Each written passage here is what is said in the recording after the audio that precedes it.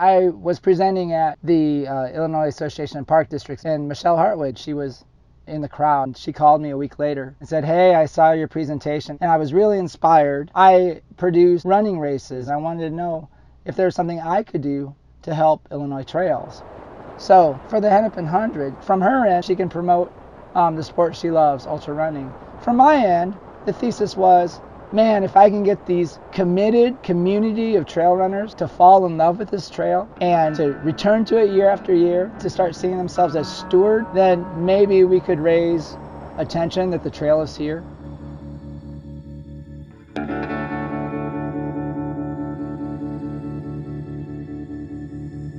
Putting on a point-to-point ultra run is quite an undertaking. This decision left Steve and Michelle with 20 aid station stops to get volunteers for. This is a point that made the running community really shine. Running clubs from all over Illinois and Iowa reached out to help. What astounds us is that we don't have to understand running or what these events are all about. They are genuinely shaped by the love and care this community has. It's a community welcoming another community, bringing people groups together.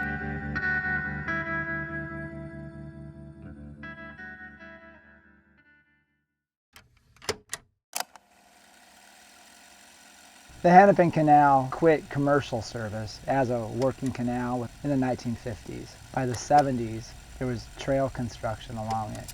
The idea that it would connect the entire canal. So the state took it over as a state park and developed the trail. But the state of Illinois has never realistically budgeted money for the upkeep, maintenance, and improvement. And so over the years, the Hennepin has been understaffed. So it's Illinois' longest car-free, multi-use trail, but also one of its most desperate cases of lack of resources. Julia's getting ready to sing the national anthem. So here she is.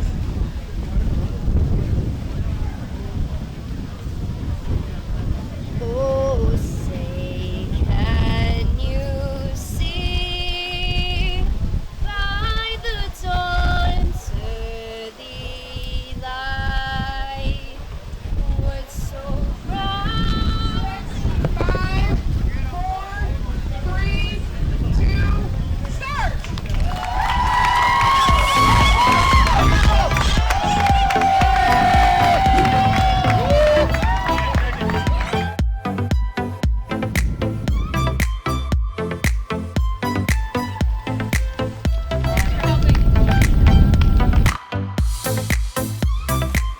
Hennepin 100 is known for being flat and fast.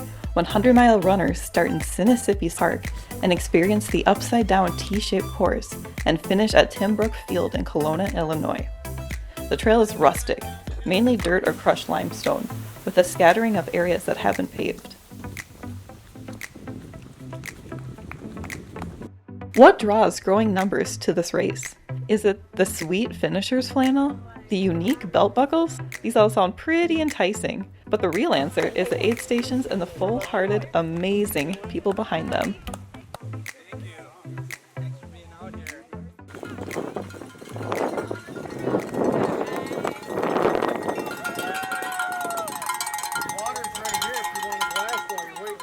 Hi, I'm Michelle with the Yeti Ultra Trail Runners based out of Dixon, Illinois. We are at Aid Station 2. The Aid Station 2 director is Grace Crow. We came across this problem last night about 6 p.m. That would be 13 hours before a race start. And Michelle was all over it, got down here, and we figured a way to reroute.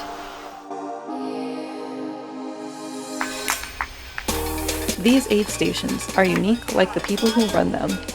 They keep them fun, all while being selfless to the community and to the runners.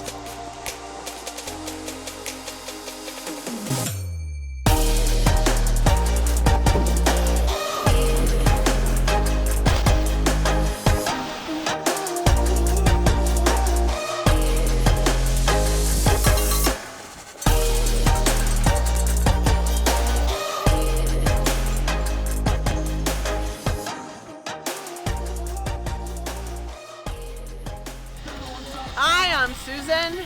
I am here with my husband Brian at Aid Station 5, and we are here till about 2 o'clock. At 11:15, my friend Racine and I will be the Stag Wagon Sweepers.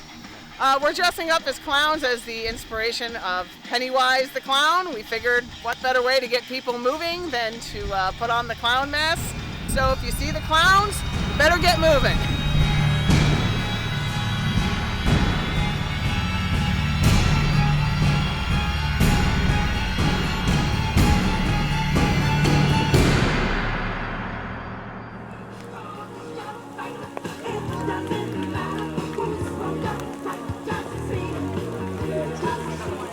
Here we have Laura. She hosts a Candyland aid station, as well as designs and decorates it. From the looks of it, she does a pretty good job.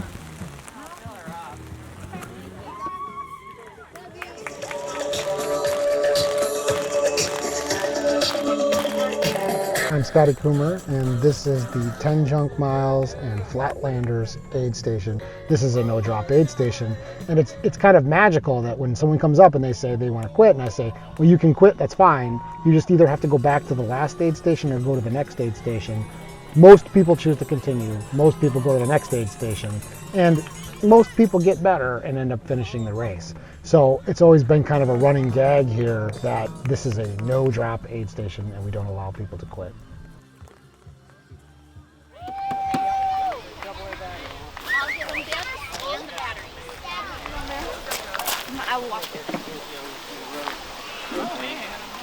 Well, it started out as another running group that I was a part of, and me and my friend Erica, we started it together, and she made a sign that said "Free MILF Hugs," and that sign just resonated with people, and it just sort of became this movement of women who helped out runners. We just wanted to help each other out.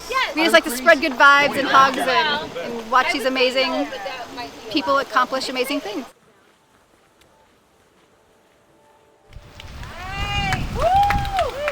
In charge of the 50-mile finish line is Karen, who makes every runner feel like they just won with her contagious joy and a cool cowboy western theme she put together to greet the finishers.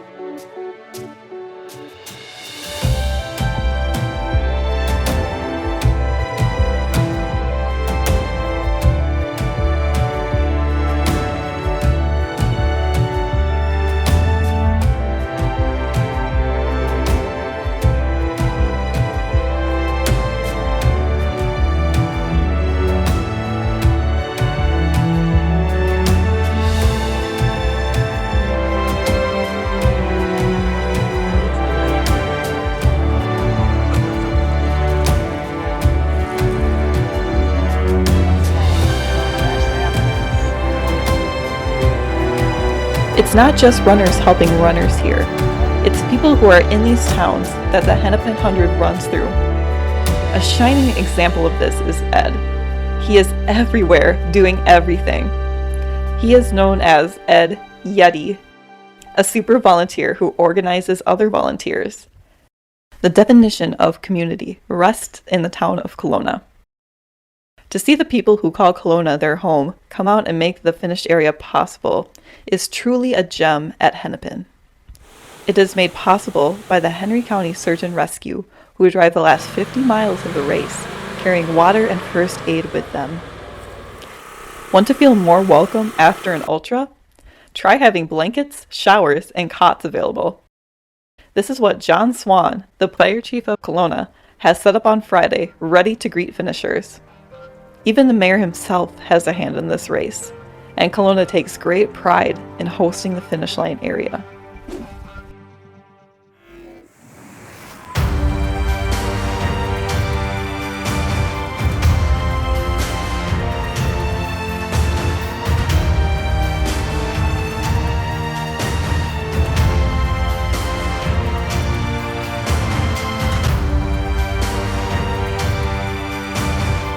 This This is what running ultras is all about.